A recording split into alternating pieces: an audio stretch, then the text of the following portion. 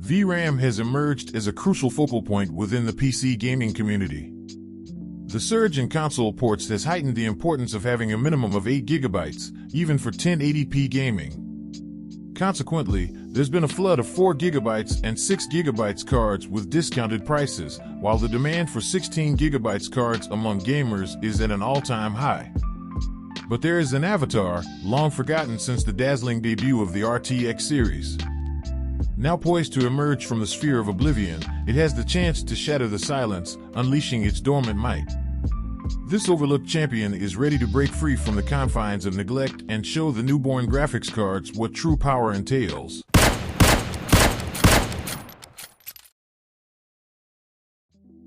Delve into the gaming annals, and you'll discover the 1080 Ti, a powerhouse that emerged before the RTX series era. Making its debut in March 2017, this graphics card immediately seized attention with its formidable specifications, setting a new standard for power and performance. The gaming monarch effortlessly handles high-res gaming.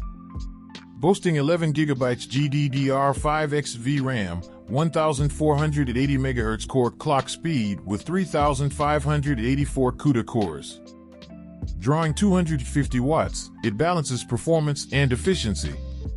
Despite its age, 1080 Ti crushes the 8 GB VRAM barrier, delivering timeless high performance, a legend that refuses to fade. For gamers constrained by budget in the face of exorbitant prices for RTX series cards, 1080 Ti stands out as a prudent option.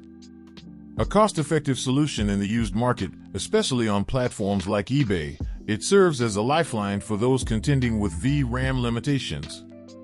But exercise caution, as this multi-crown card has a mining past. Some resellers still peddle mined cards, a reminder that not all treasures shine without a caveat.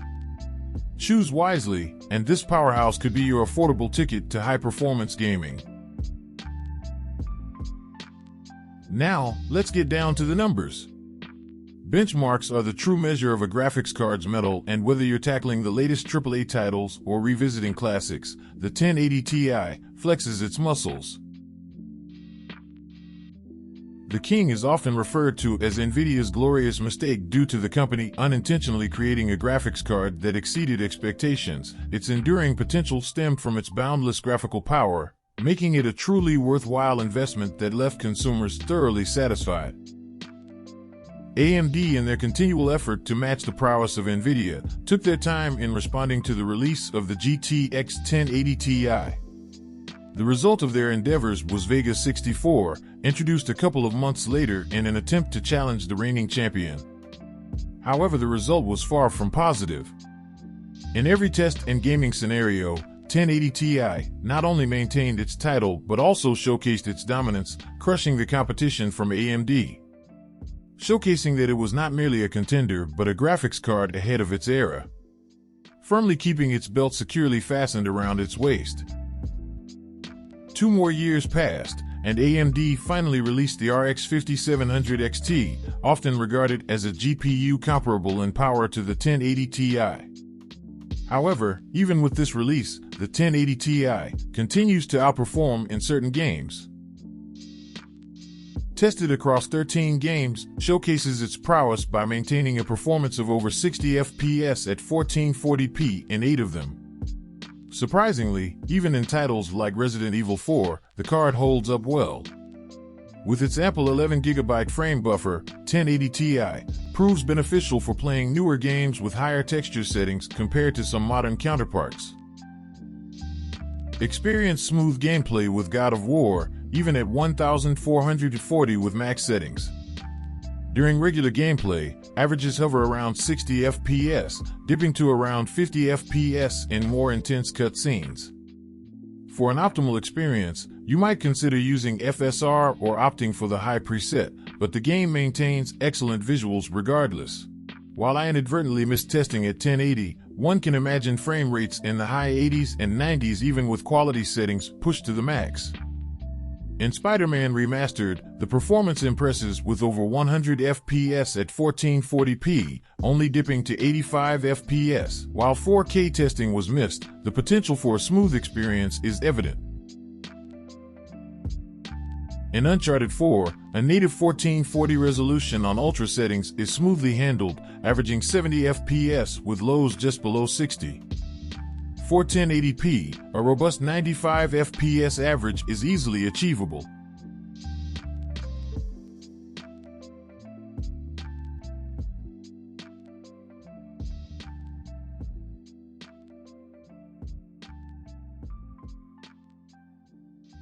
When it comes to Cyberpunk 2077, I had hoped to experiment with ray tracing for amusement. However, with the Pascal architecture, driving more than a handful of FPS seems improbable without aggressive upscaling. Although I've managed Cyberpunk at 1080 on high settings with an average over 60 FPS, increasing to 1440 at the same settings drops the average to 45, which, while playable, introduces a bit of sluggishness.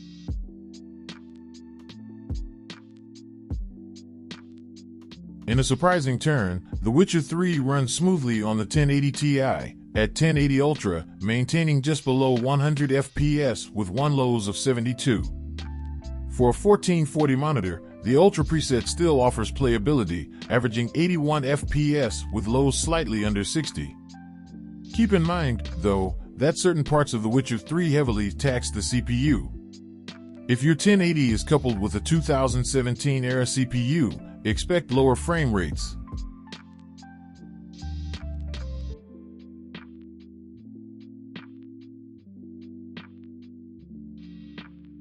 Testing Fortnite in my standard configurations, low with epic view distance and 100% rescaling, medium with 100% rescaling, and epic. The first two work flawlessly, with low settings achieving 186 FPS at 1440, making it hard to justify for frame rate reasons. Medium, at a slightly lower average of 141 FPS, is considered too visually appealing for serious competitive gamers. On the other hand, Epic, while visually stunning, drops frame rate significantly with Lumen and Nanos enabled. Even at full 1440, it can't maintain a smooth 30 FPS. Adding TSR quality upscaling only averages 40 FPS, with 1% still below 30. Warzone 2 didn't perform well at 1440 Ultra, averaging just over 60 FPS, but the 1% lows dropped to a significantly low 34 FPS. I recommend adjusting settings or using residential scaling for a smoother experience.